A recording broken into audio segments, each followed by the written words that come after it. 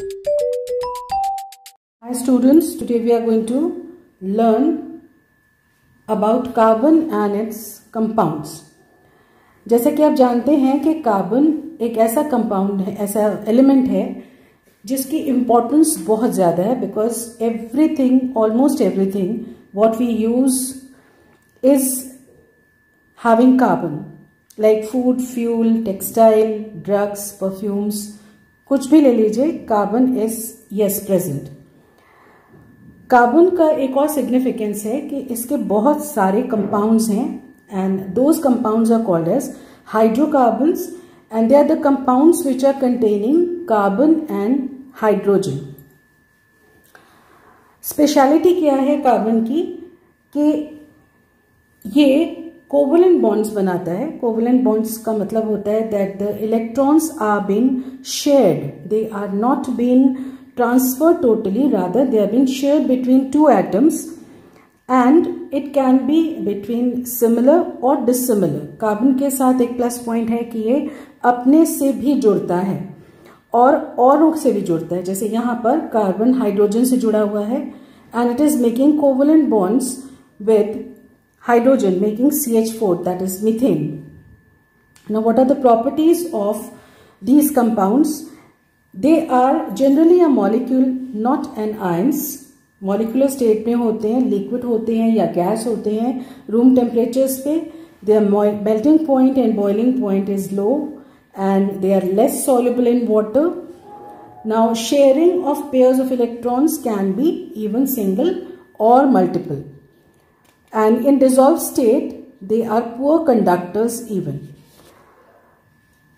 अब let's talk about in detail कि ये बॉन्डिंग जो है वो कैसे होती है.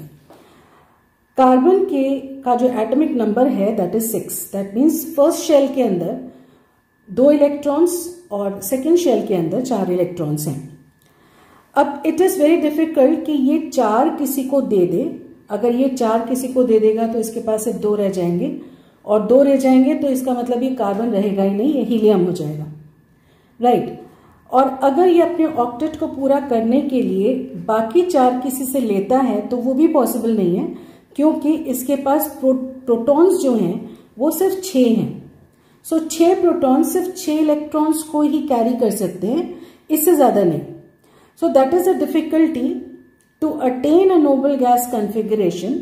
Either it has to gain or it has to lose the electrons, but दोनों ही पॉसिबल नहीं है.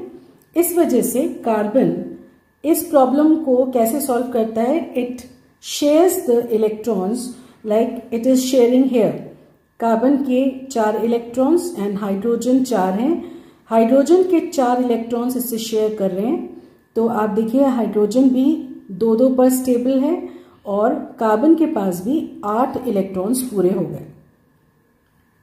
So this is how the carbon makes itself stable. Now what is covalency?